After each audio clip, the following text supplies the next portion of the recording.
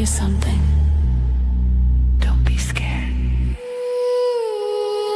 It's midnight, baby, just us two, no bright lights, nothing to prove. Your handshake, mine do too, but it feels right being close to you. Come closer, don't look away. We both know why you came to stay. Your heart beats loud, I hear it too. This moment's a little taboo. Don't rush it, move slow, feel the heat start to grow. If you want me, let it show. Tell me soft, tell me low. Taboo, taboo. Midnight with you. That was really weird. I don't know why it stopped like that. I was doing something on another screen, but it should not have affected what StreamYard was doing. Hello and welcome, everyone. So that was not the intro that I thought I was going to have. So welcome to Charmed Chats and Happily Ever After Sprints, where all month long I've been hosting Charmed Chats with a rotating lineup of Romantasy authors, and I'm so glad for everyone who's able to join us today. And I'm Shannon, writing under the name of SC Huston, and you're here on my YouTube channel where I run weekly writing sprints. I'm also the founder and conference chair of the AuthorTube Writing Conference, now heading into its 5th year. And besides what I do here on YouTube, I am an epic romantasy author who loves writing about broken characters, brutal choices, and love that refuses to let go in worlds of dangerous magic, sharp edges, and occasional dragon. Today, I'm joined by Lucille J. Knight. Did I say that right? Yeah. Okay. And I'm glad to have her here. So raised in a small town in southern central Alaska, Lucy discovered her passion for writing at a young age and cobbled together a tremendously awful Star Wars fan novel by the time she finished middle school. As an adult, she began her career as a freelance ghostwriter before launching into indie publishing for herself with her debut novel, Axe and Blood. Lucy presently writes and publishes from Missouri. So welcome to the show. I'll let you introduce yourself, add anything else in here that you want to say that I missed. I'm Lucy, and I am a nerd, and I'm really bad at introducing myself. No, it's fine. Is this book number 3 for you? If I'm trying to remember how many books I saw that you have out. Yes, it's of ones that's released. I do have another series that I pulled that I had started to work on, and I'm like, I'm not ready for it to be out there yet, so I pulled it. So, So otherwise, it would be book 4. Gotcha. Okay. So we are here to talk about Unchained Vow today. And we do have one person who's come. Hello, Felicia. How are you doing? Hope all is well. And thank you for showing up. We are going to be talking about Lucy's book, Unchained Vow. And for those who have been coming all month, those who remember Charmed Chats from February 2024, I don't think I've ever done a blurb of any of the books. And I realized it was during the middle of the last Charmed Chats. I was like, I should probably let people know what these books are about. I should have been reading the blurb or something. And I think maybe in the future I might add to the form, the author give me a short blurb to talk about the book. Yours is particularly short. It's not real long. But there's some that, they go on for 10 paragraphs. So Unchained Vow is a dark paranormal romance, romantic suspense with forbidden romance. And I like the Northern Lights in there. It looks like you use a little bit of your Alaskan background as the setting for the book. So it's a serial killer in Anchorage, Alaska, is bleeding clergy dry. And it's Detective Maggie Boone's job to stop him, except she has no idea that supernatural exists. And she's hunting a real life vampire, not some ordinary killer. When Father Anatoly Bruselev, yeah. Oh, I said it right. Okay, cool. Is assigned to her case as a consultant. The last thing Maggie wants is a tag-along getting in the way. Now she has to keep her growing attraction for the gentle priest in check and find a serial killer before he strikes again. It seems like things can't get any worse until she finds out about Father Anatoly, that he is harboring a secret of his own. And so can they catch a killer before she becomes his next target, or the hardened detective fall prey to a scandalous love affair? So the one thing that I did want to ask you about this is, and I picked this up almost right away, except it wasn't Maggie, it was Meggie. Do you know the Thornbirds? No, I'm not familiar. Okay, so I was like, I've always wanted to write the Thornbird story, but in a magical setting, fantasy setting with a happy ending.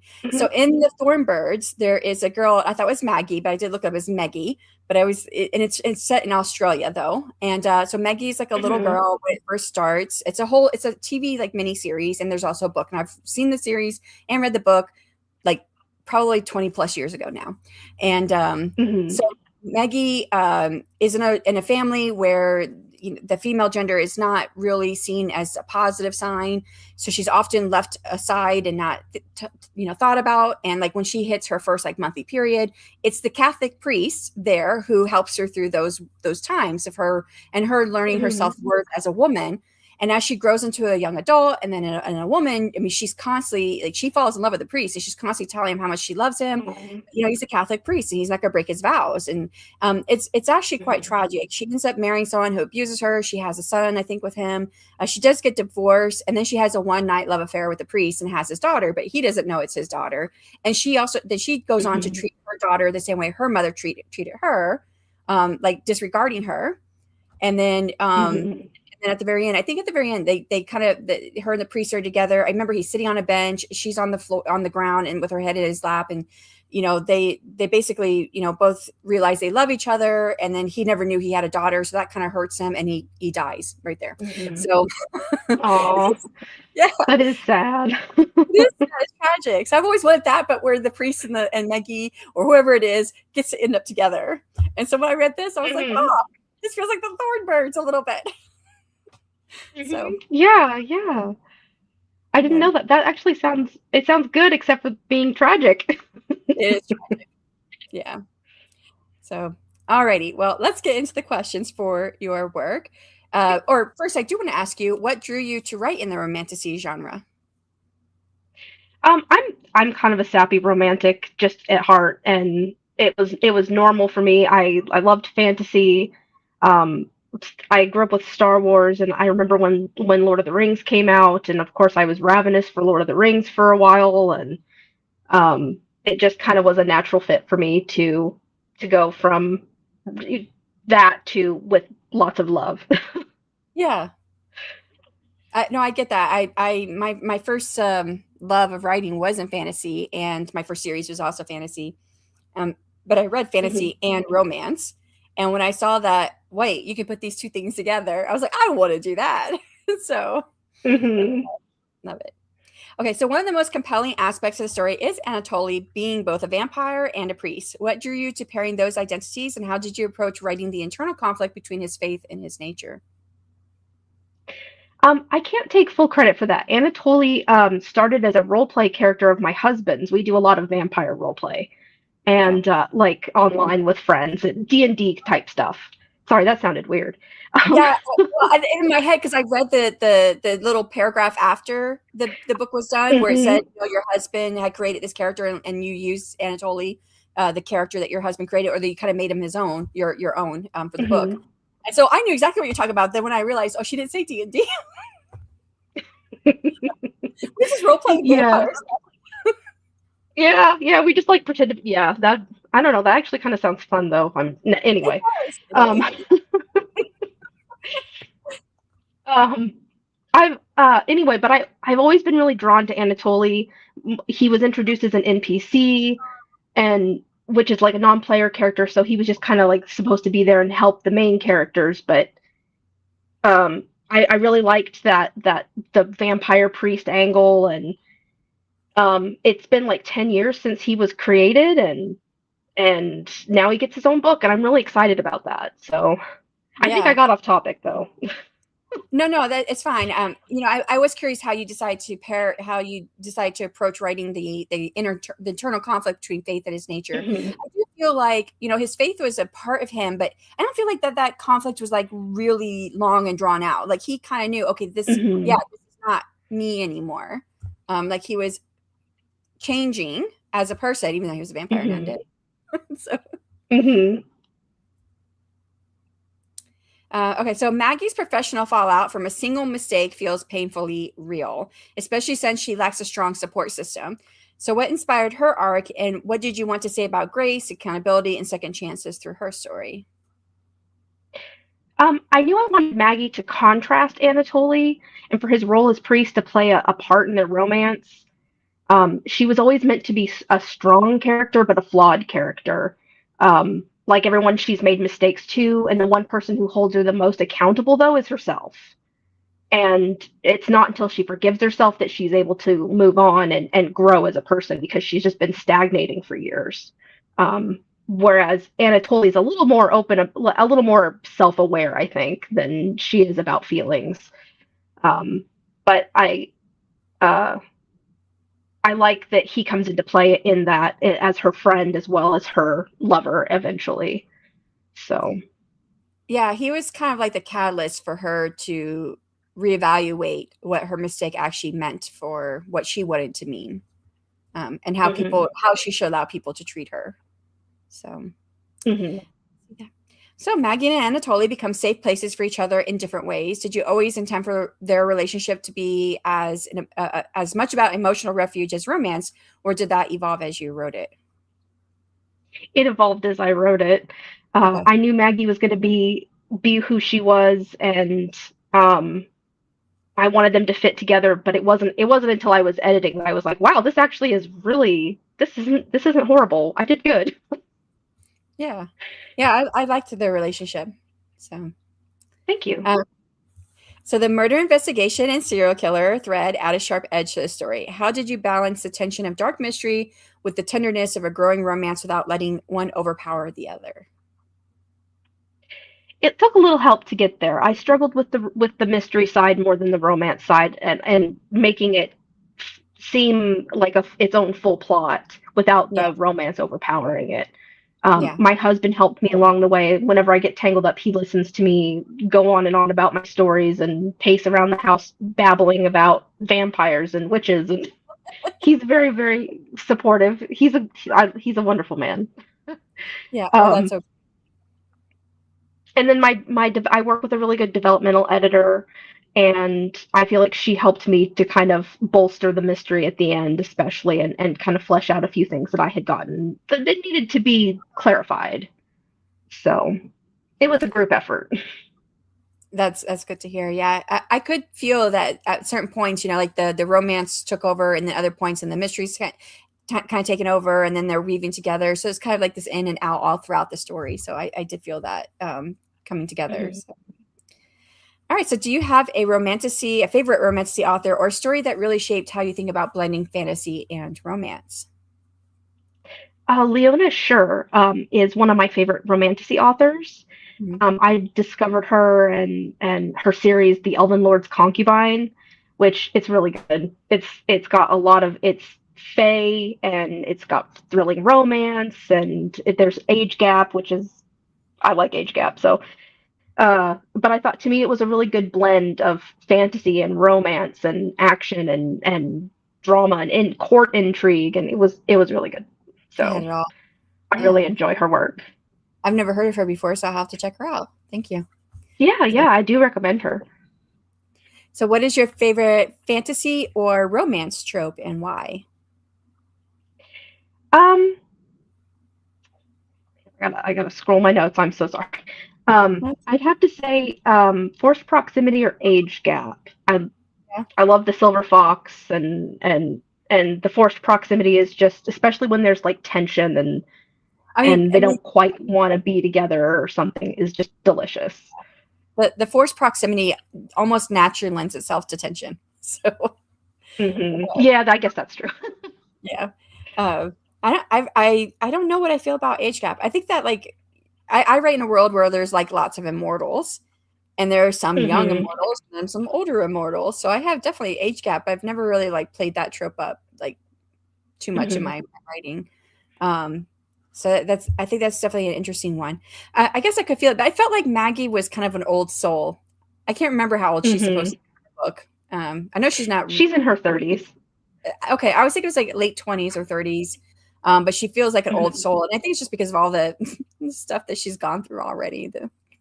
The stuff you put her through as a character before the series started. So, I'm not apologetic. No, we like to portray our characters here. So, Alrighty. So now at this time, we're going to move into the fun and games portion, and it's always author's choice. Lucy chose fantasy romance. Would you rather? And so, let's see. Hi, Ashley. Thank you for stopping in.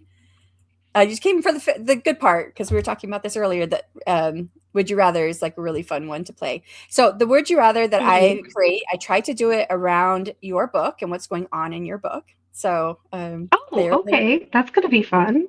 Yeah, I would like it. Oise, hello and welcome. Hi, Easy. This is a friend of mine. This is someone that's new to me. But the last time that someone was new to me, the author didn't know who they were, and I thought, oh, it's someone just popping in then. So hello. All right. So, would you rather have a first date that involves awkward salsa lessons at a dance studio, or a first date that involves a high-speed stakeout in a blizzard? Oh. And chat, feel free to answer along with us. Yeah. I think I like the stakeout in the blizzard because, it's kind of intimate and you're kind of stuck there if there's a blizzard, and it's that forced proximity. Yeah, we go back to that forced proximity and yeah. I would choose the first one. I would choose the awkward salsa lessons at the dance studio. That's fun too. That's fun. Yeah. Too. So would you rather have a partner who cooks you delicious homemade Russian soup? I don't know. Is it, how do you say that? Borscht? I don't know. Borscht, I think. I'm not an expert, but I'm pretty sure it's borscht. Gotcha. Okay, so would you rather have a partner who cooks you delicious homemade Russian soup every night, or a partner who can heal your injuries instantly with a single lick?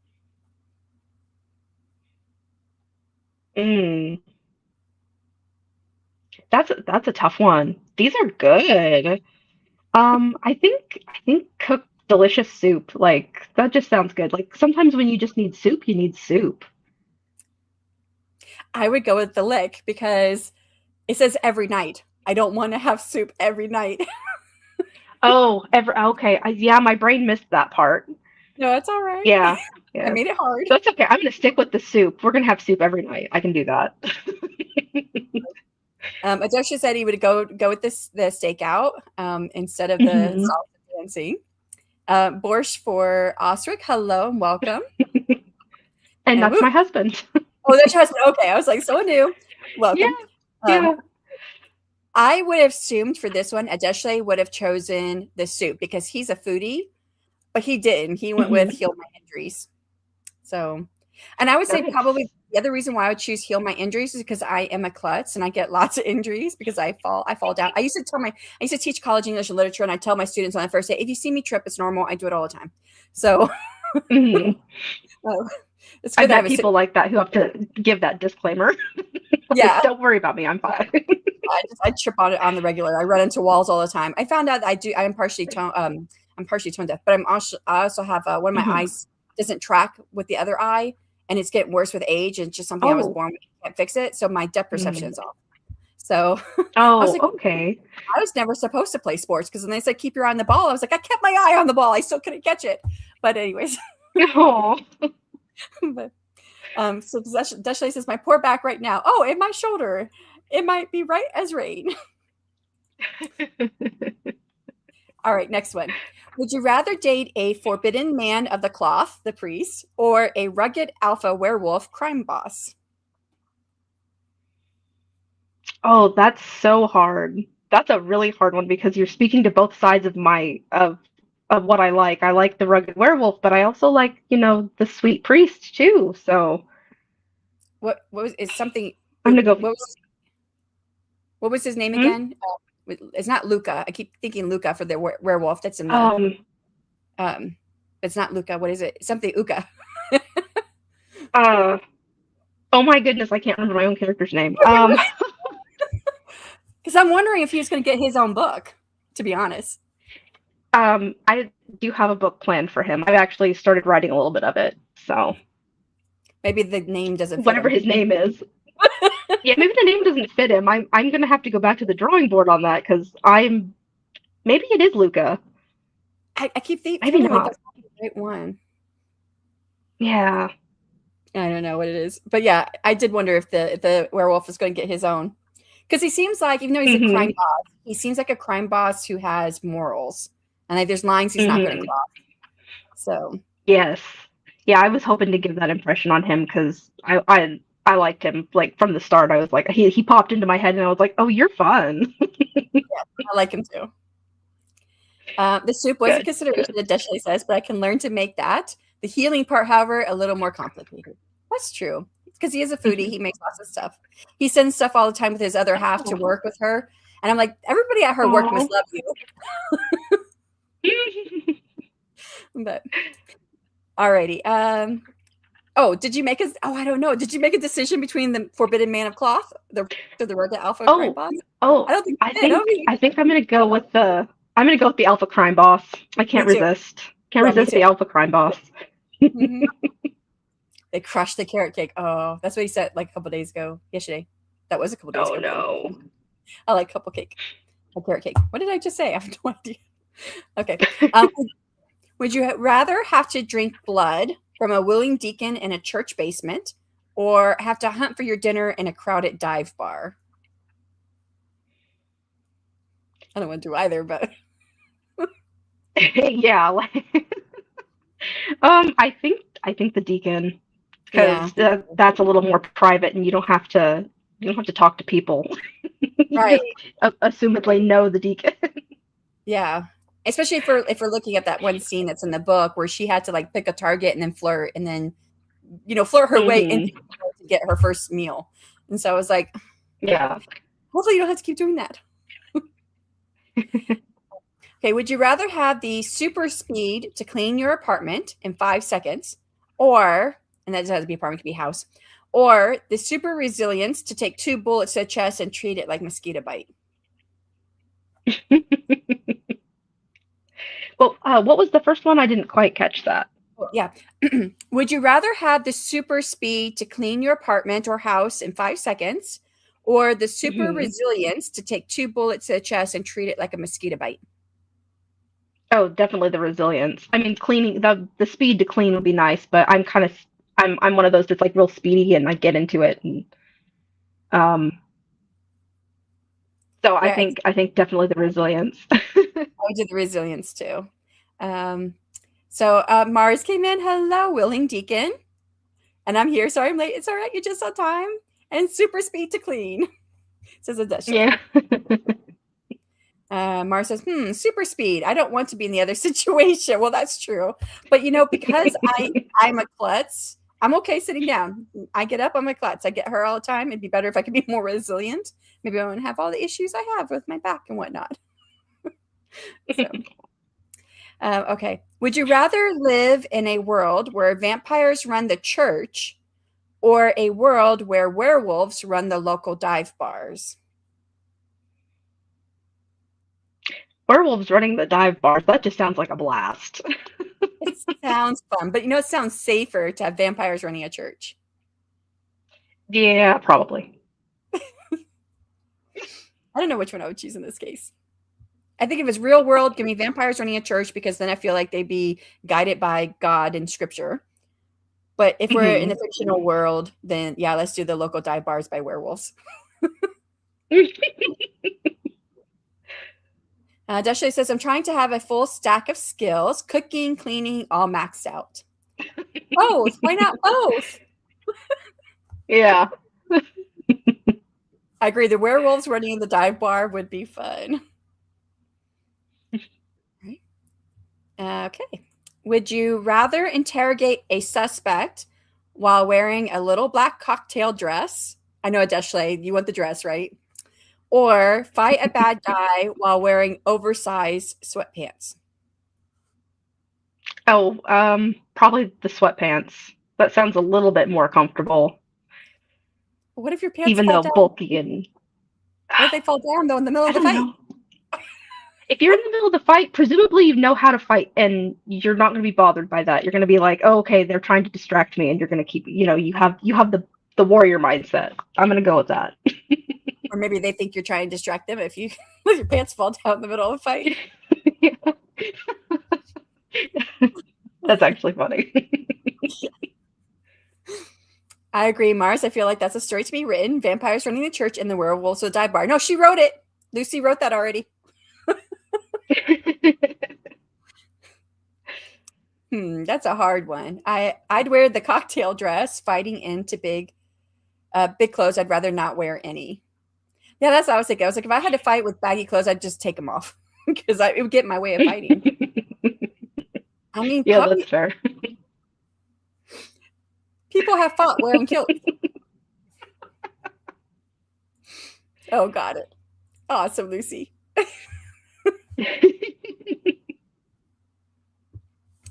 All right. I like this one. Would you rather have a sidekick who is a grumpy cat named Gremlin, or a sidekick who is a polite Russian-speaking vampire?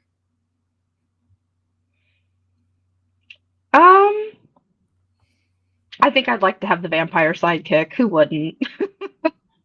Prove me wrong in the comments. No. Yeah. Maybe if it's a cozy mystery, then I'll take the cat. Yeah, that's fair. See, I go for the dark, edgy stuff. So Yep. Hubby says comfy pants are best for fighting. Overly large sweatpants are a tripping hazard. Oh, so difficult. I mean, that's what I was thinking, that I would be tripping over them. I'll go with the sweatpants. I want a vampire sidekick with a cat too. Yeah, I agree with that. Why do we have to pick between them? Right? No, would you rather's here. All right. Would you rather? Oh, let me take the comment down. Would you rather confess your darkest secret to a vampire priest in a candlelit chapel, or interrogate a suspected killer alone at midnight? And I'm gonna assume this is not Anatoly, so this is not the nice priest. I don't know. Oh, it's not the nice priest. Okay. Oh man, I think I'd almost rather the second one. Like, I don't want to confess stuff. Conversations are hard. Oh, true. Yeah. Vampire for sidekick. The vampire sidekick is the cat. That's actually awesome. A vampire cat. Hopefully they're fine being around garlic, as it's a mainstay of my cooking. And LOL. Yes, garlic. It's funny. I'm reading the book for tomorrow, and it also has vampires in it too, but they're more like zombies. Like, so when a vampire is turned, they slowly forget that what happened in their life. They forget their human side, and they're kind of really stupid. So like, like they have a hard time getting food because they're so stupid. Uh-huh. This is an interesting play after reading about your vampire, and then the vampires over here. Yeah, it's That's an interesting contrast. Yeah. Okay. Would you rather date an alpha who's so protective he puts a GPS tracker on your car for your safety, or an alpha who's so chill he accidentally lets you walk into a vampire trap because he respects your independence? That's kind of hard too. Because I like my independence, but yeah, I like my independence. We're gonna go with that. Thank you. I'd rather walk into a vampire trap. If I'm dating a werewolf, presumably I know how to fight vampires. Or the werewolf can. Or the werewolf can, and I got him on speed dial. Yep. Yay to all the vampires. An alpha shadow mommy? I can't say no. Wow.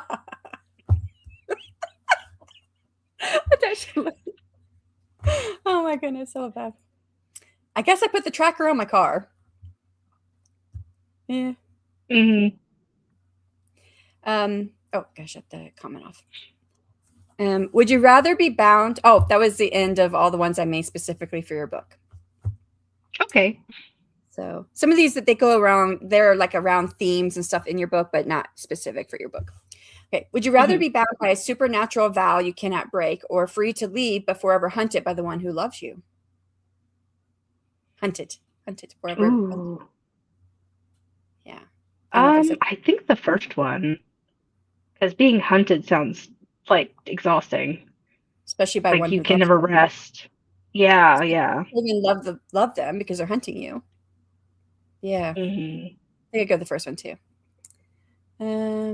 Oops. The tracker would last for years. I sit at desk every day. Oh, that's true. It'd be very boring to watch. Oh, what was the question again? The question is, would you rather be bound by a supernatural vow you cannot break, or free to leave but forever hunted by the one who loves you? Why am I being hunted? Don't they love me? Good point, Mars. Good point. All right, we'll go to the next one. Desha said the vow. Would you rather have a fated mate bond that makes you obsessively crave each other, but you can't stand each other's personalities, or have a sweet chosen love that is safe but lacks that supernatural spark?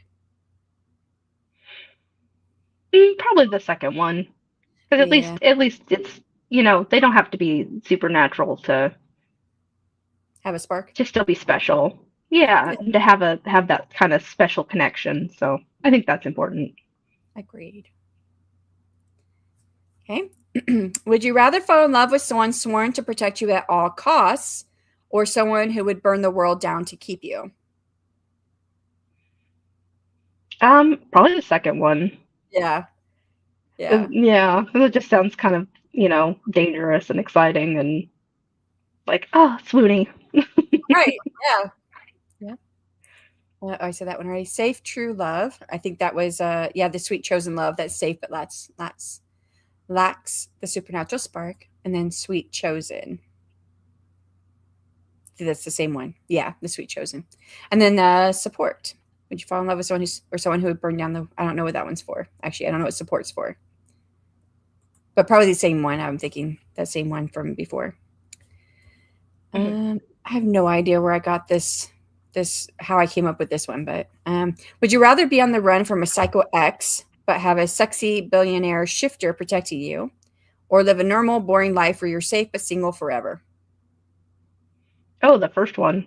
Yeah, the first one. I'd much rather the werewolf. You have a werewolf protecting you. Yeah. Well, this is not a choice. Yeah. Would you rather have to shift into a wolf every full moon, painful bone breaking involved, or never be able to shift, but you have to live in a pack where everyone else can? Aw, that's sad. I think I'd go with the pain. A little bit of pain or a lot of bit of pain. I mean, I don't know. I'm a woman. I'm not for it. It's not foreign to me. So it's just like, hey, that'd be cool. And if it means I'd have to hurt, then I'll hurt a little bit. So you can shift. Yeah. I don't know which one I would go for, to be honest. I might go with the shifting and the painful bone breaking involved if I can have like some pain medication with it. Yeah. There you go.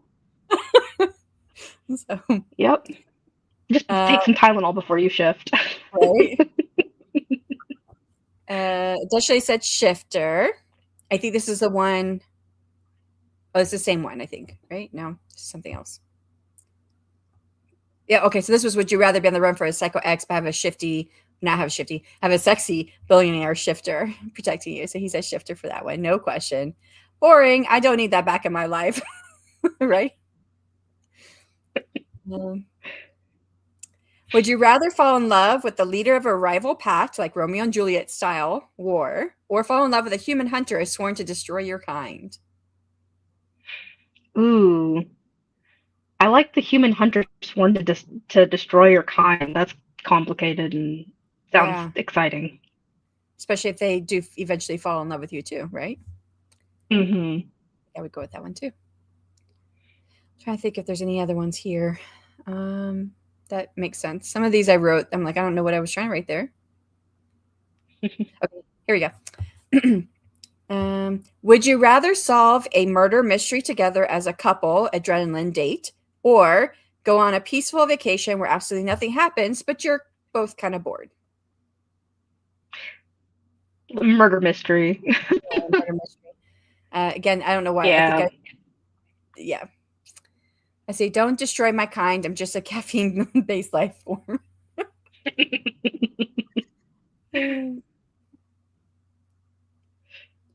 Would you rather be with a hero or heroine who has blood on their hands but treats you like a god or goddess, or a heroine or hero who is morally pure but treats you like a fragile doll? Probably the first one. Yeah, yeah, I agree. 'Cause, The first one. yeah, yeah. Bored. I'm almost 40. I don't need a murder mystery vacation. That's probably what my husband's thinking. Don't sign us up for a murder mystery vacation. I would love that, but that's me. I'm 46. The heroine with blood on her hands. Yeah, this one I would go with too. Mm-hmm. In a life or death situation, would you rather rely on your animal instincts, which are fast but primal, or your human logic, which is smart but slow? I guess it would depend That's if tough. the situation was like something like right now, like you had to make a decision right now, which one you're going to be right now. Mm-hmm. Yeah. I don't know. I think logic might kind of go for logic on this one. Yeah, me too. Animal, I'm not the smartest. Yeah, but maybe this, if you got to choose one or the other, you would be granted that logic and smarts or whatever it is you feel you don't have. All right. Would you rather love someone who sees you as their redemption or someone who embraces their darkness because of you?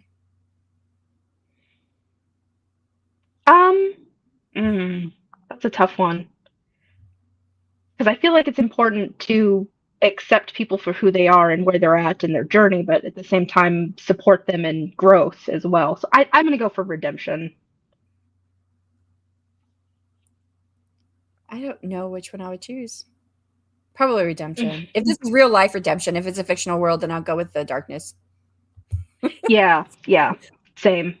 Fictional world, definitely the darkness.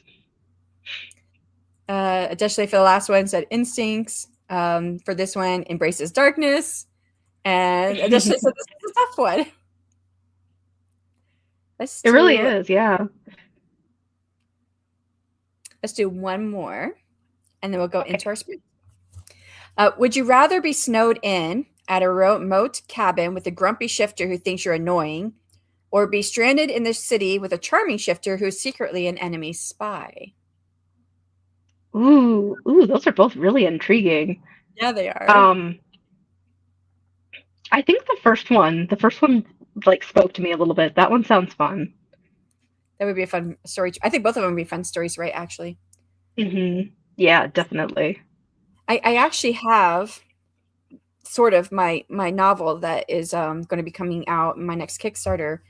They are stranded, but they're stranded underground together, two people, and they're both enemy orders against, like they're both working for secret orders, and they're in enemy orders for secret orders. Oh, okay. That sounds fun.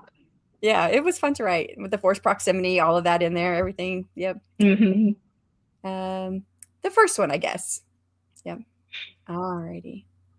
Get this banner off. So now we're going to move on to the Happily Ever After sprint. And for this course, author's choice again, Lucy chose to go without a writing prompt, so we can spend the time working on whatever it is that we're going to be doing today, whatever we want to focus on. For those in the chat, I mean, you can work on anything you want, whether it's reading, writing, housework, coursework, day job, or just taking care of you. And what will you be working on, Lucy? I'm going to be working on the outline for the next book for Unchained Vow, its sequel. So I'm going to be outlining. Is that with the werewolf that we can't remember the name? No, it's actually Anatolian Maggie's sequel. Oh, they're having a sequel. Oh, I didn't realize that. I felt like their story was finished. I did too, and they told me no, we would like a sequel, so they're getting a sequel. That would be interesting. Yeah, well, I don't want to give away any spoilers, so I'd ask more questions. I feel like if I asked, I'd give away spoilers of what happens in the book. So we'll leave it at that. We're going to do a 30-minute writing sprint. Oh, I didn't say what I was going to work on. I think it's because I really don't know. I do have my 8th novelette that's coming out later this year that I haven't touched. not once since I wrote it. So I maybe need to do that because everything else, I have a really packed like publishing schedule this year, and almost everything is ready to go to the next round of readers except for those last 2 stories. And I just did one yesterday, so I need to do the other one. Maybe I'll work on that. So that one is called what is that one? It's Tarnish and the Metal Knight. And so my world's built on elements, so metal is one of the elements in my world that's used by the Fae. So I think that's what I'll work on. Okay. So I'll be working on my report in between stretching my back. I was wondering if you finished it because I saw you over in Kaufman's stream earlier, but I think I didn't catch you in time when I asked you if you did finish. He's doing a beta reader report for someone that he's reading for, and I think that he's putting a whole lot of time into it. He's been working on it for several days. So I'm like, well, geez, that reader is gonna, or that author is really gonna love your report with as much work as he's putting into it. So yeah, absolutely. Yeah. So, all right. Yeah, that's appreciated for sure. Yes. I don't think I've ever got that. I mean, I've gotten some good feedback from people, but I feel like what he's going to do is much more in depth than what I've ever received. So, all right, we're going to get started for 30 minutes in 3, 2, 1, and good luck, everyone.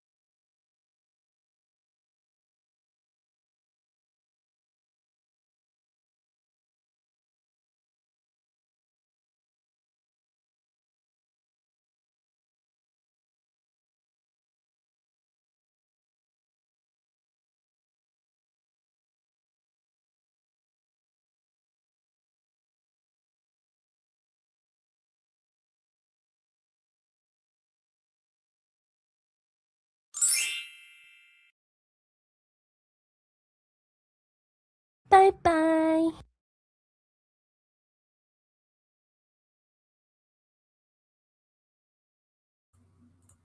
And that is time. How did you do?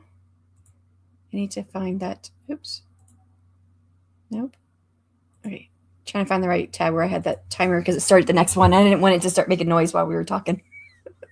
So, how did you do?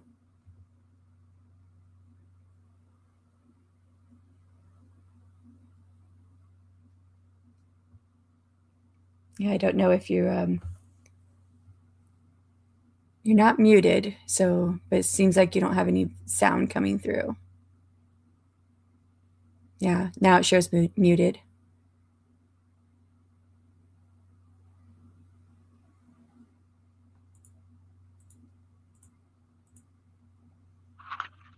Ah, I hear something.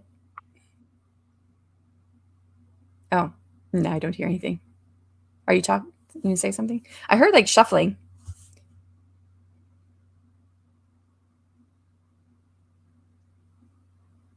No, I'm not hearing anything.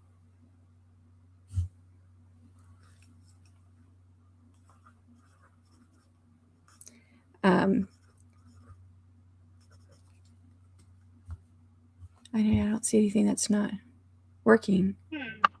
Oh, now I heard that.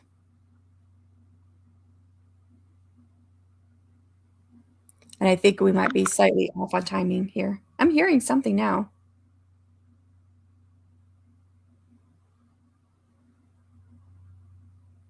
Did you want to say something?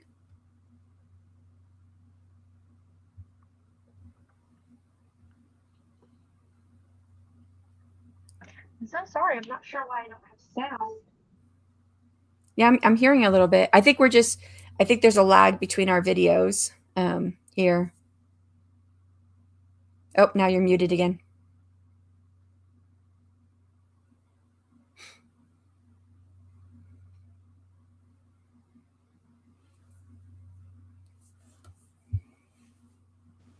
And okay, you've unmuted yourself, so hopefully we should be able to hear something. I'm hearing some background noise, and I see the video.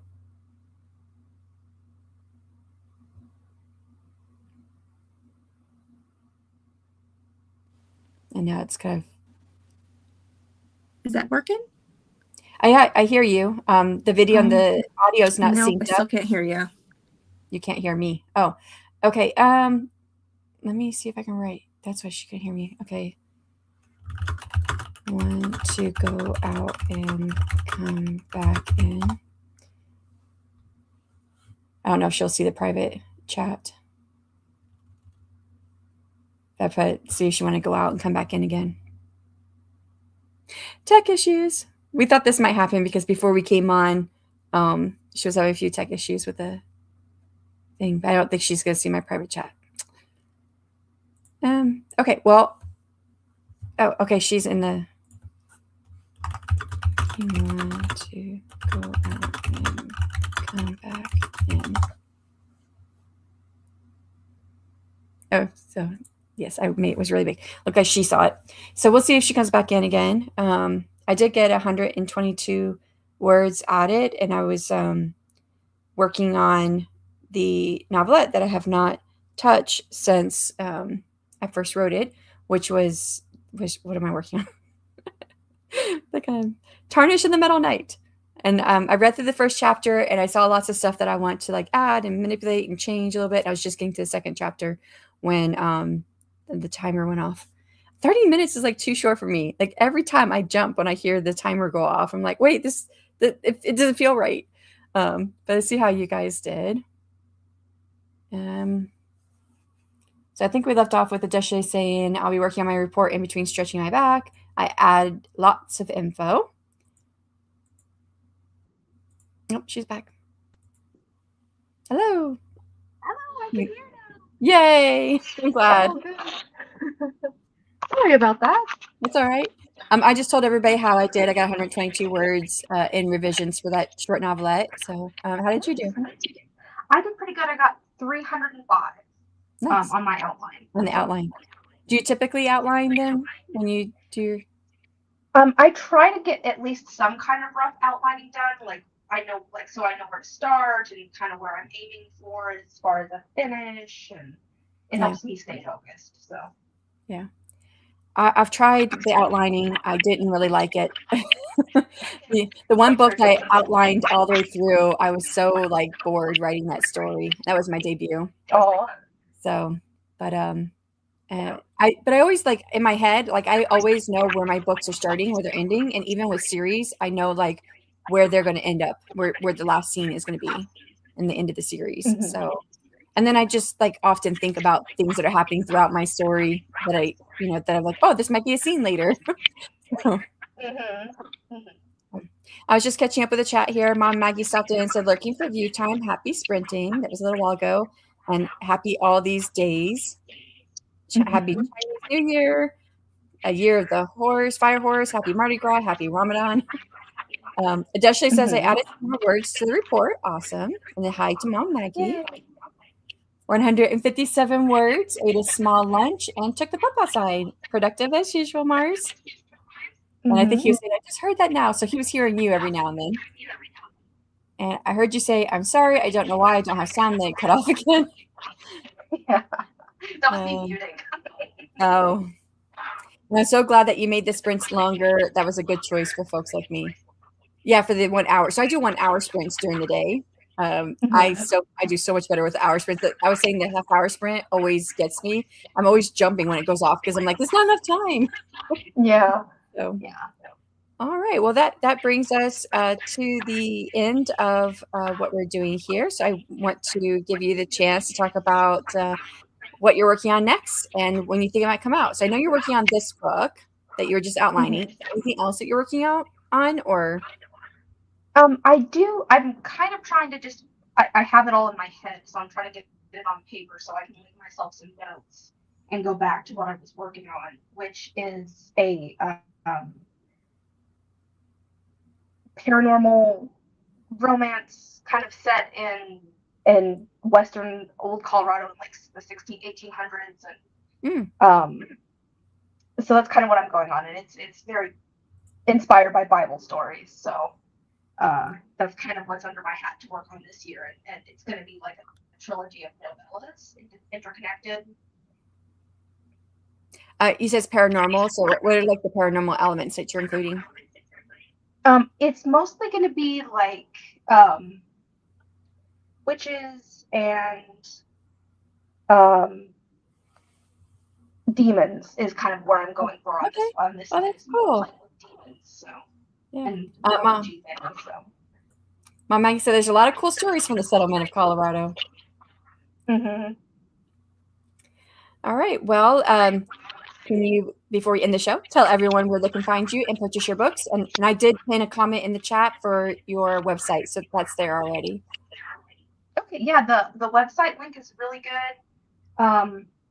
To get to my purchase my books, I have Hex and Blood out, and as well as Queen's Justice. And I am wide, so I'm on Barnes and Noble, I'm on Kobo, Amazon, lots of options. And then you can also, right now, you can sign up as to Art Reader. You can pre-order to Unchained Vow as well with that same link. And I did forget to mention. Go ahead. No, sorry. There's a little lag between our videos, so we might talk over each other here. I did want to mention Unchained Vow comes out March 30th. So it's not out yet, but the pre-order link is up for 99 cents. So if you want to go grab it, this is a good time to grab the ebook for 99 cents. I think it was is it everywhere 99 cents? Yes. Okay. I had forgotten to update it, and I just discovered that today and was like, oh no. And so I updated it everywhere else because I had good. forgotten to update it on Amazon. Well, it is 99 cents everywhere else. So Mom Maggie says, heading back to my stream. Have a blessed day. I appreciate you being here, Mom Maggie. I will come over and see if you're still going once this is done. So, yeah. Well, thank you so much for joining me today, Lucy. Yes, thank you for having me. I really enjoyed it. Yeah, it was fun. And I always love talking about romantasy and books. So this is always a great time to get together. Yeah, so next on Charm Chats and Happily Ever After Sprints, I'll have guest author Kim Alexander. That's tomorrow, February 18th at 4 p.m. Central Time, 5 p.m. Eastern. And that will do it. Bye, everyone. Bye. I want to tell you something. Don't be scared. It's midnight, baby, just us two, no bright lights, nothing to prove. Your handshake, mine do too, but it feels right being close to you. Come closer, don't look away. We both know why you came to stay. Your heart beats loud, I hear it too. This moment's a little taboo. Don't rush it, move slow, feel the heat start to grow. If you want me, let it show. Tell me soft, tell me low. Taboo, taboo.